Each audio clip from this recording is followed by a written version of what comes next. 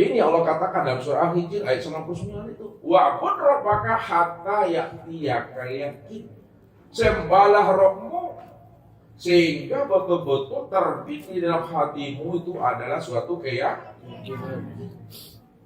Kalaulah menyembah Allah itu betul-betul terbit dalam hati suatu keyakinan, yang dikatakan yakin itu apa Bapak Ibu? Nah, yang dikatakan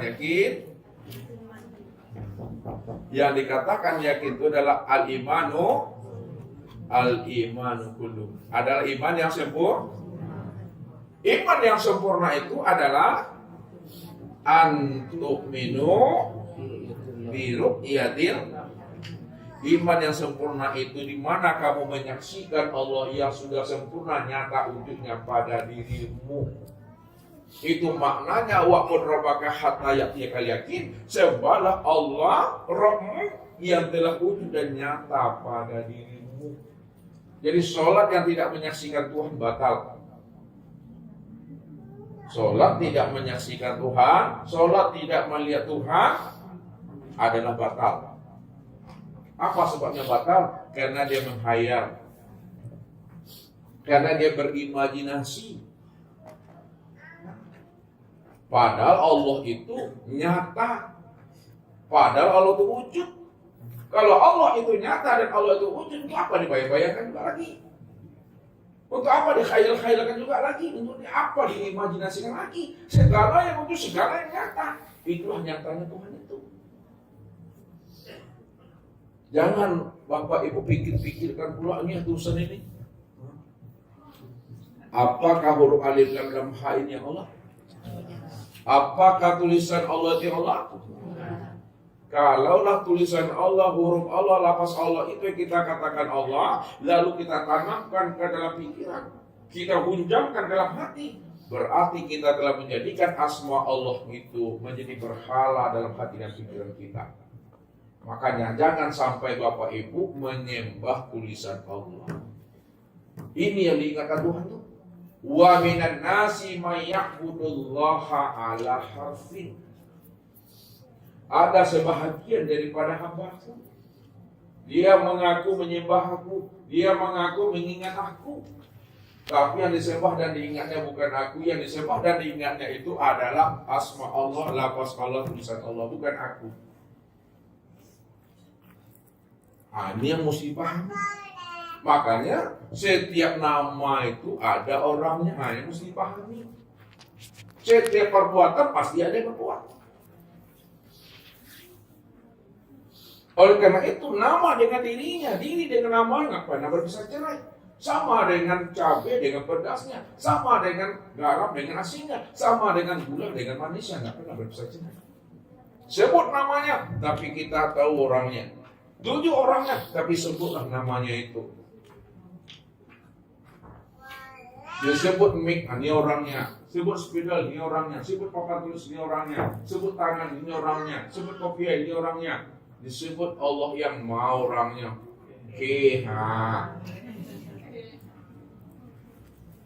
Karena dia cuma yang ada. Dia cuma yang wujud.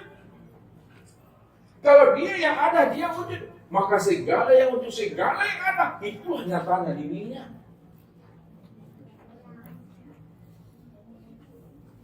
Gak ada di siapa-siapa Bapak.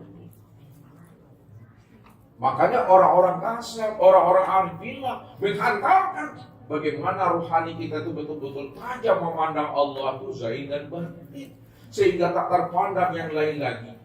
Supaya tidak terpandang yang lain lagi, maka dihantarkannya batin dan rohani kita untuk mampu memandang kepada min nafsi wahidah, memandang kepada satu diri di situ. Cara memandang kepada satu diri Bapak Ibu, ini yang diajarkan oleh orang Al-Quran. Ini mesti mantap itikadnya, mesti mantap jazamnya. Kalau udah mantap jazam dan itikadnya Bapak Ibu, kok bulenya udah bisa digodongkan, pica udah bisa dilayangkan. Nah, bagaimana caranya itu melatihnya? Nah, ini yang dikatakan dengan suhudul wahda fil kasrah.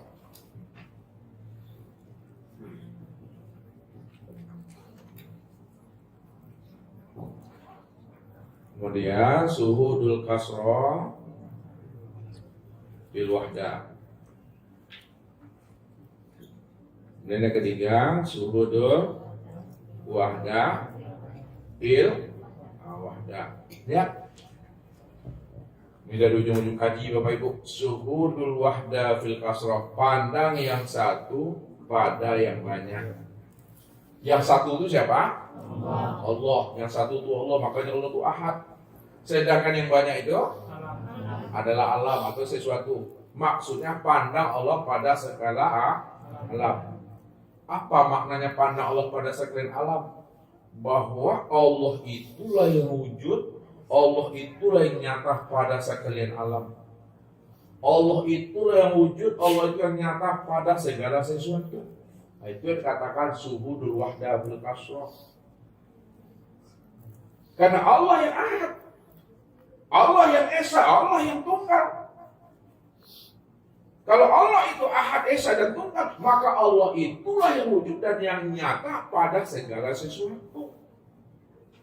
Disitulah adanya i'tiqad kita menjazamkan ke dalam hati suatu kelima yang sudah hidup di dalam diri dengan mengatakan la ilaha illallah. Ini ya.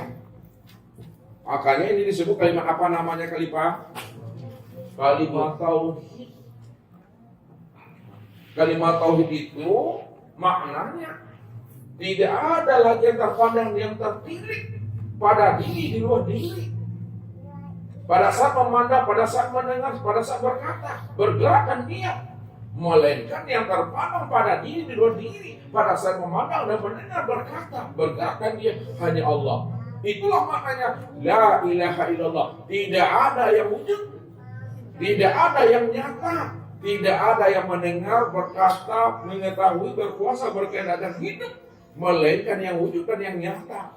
Yang melihat, yang mendengar, berkata, mengetahui, berkuasa, berkehendak dan hidup, melainkan hanya Allah. Tuh, syuhudul wahdah fil kasrah. Ini mantap kan di sini.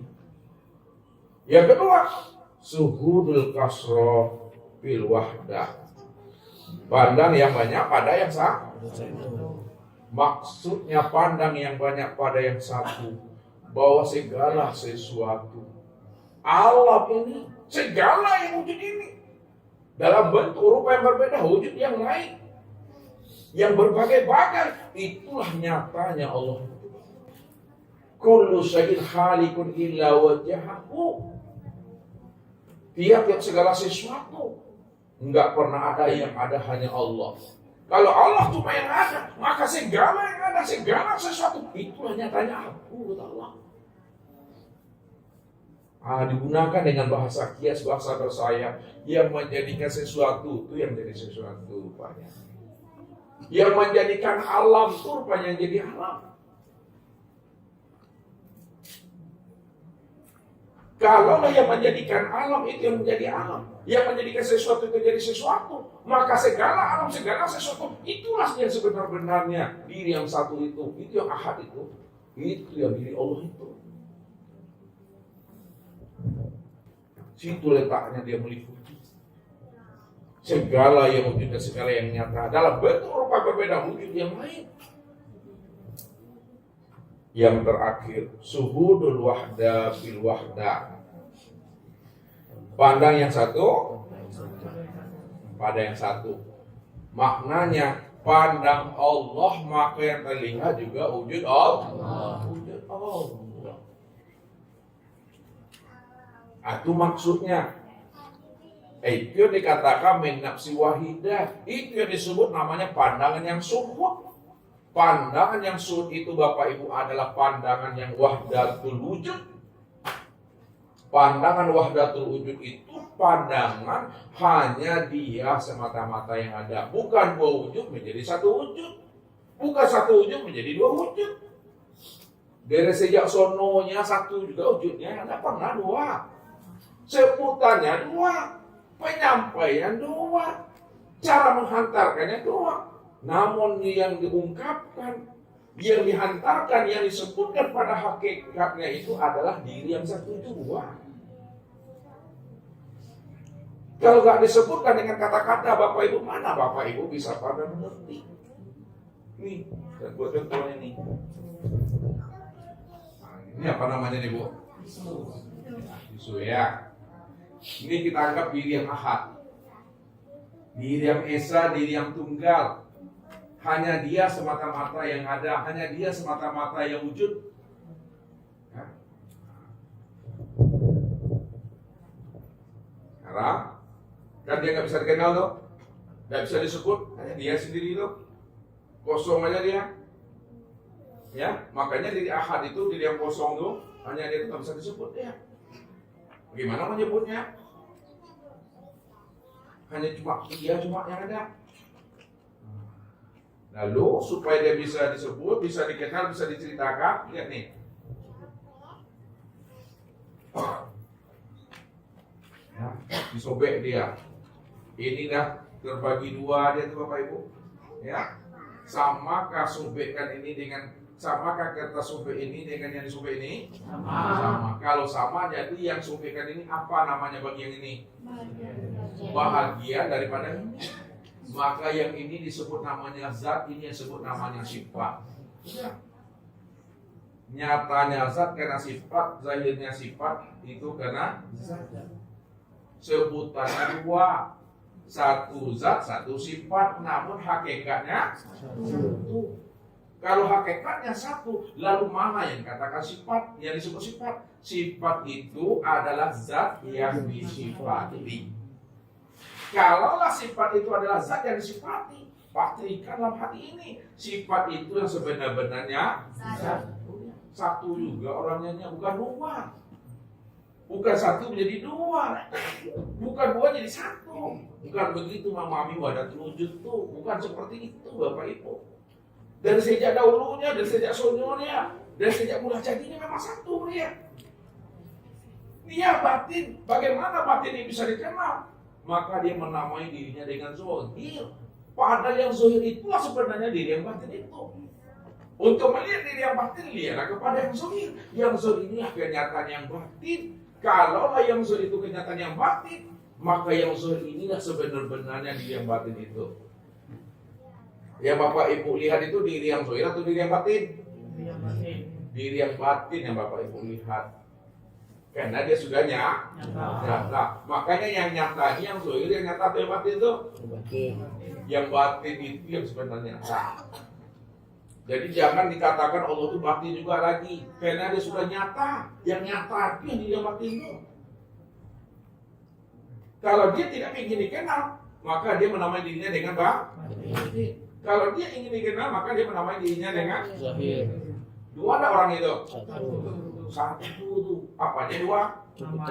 Namanya, penyebutannya, cara menghantarkannya dua. Hakikatnya satu. Sekarang kita beri namanya. Yang zat namanya Allah. Yang sifat namanya Muhammad.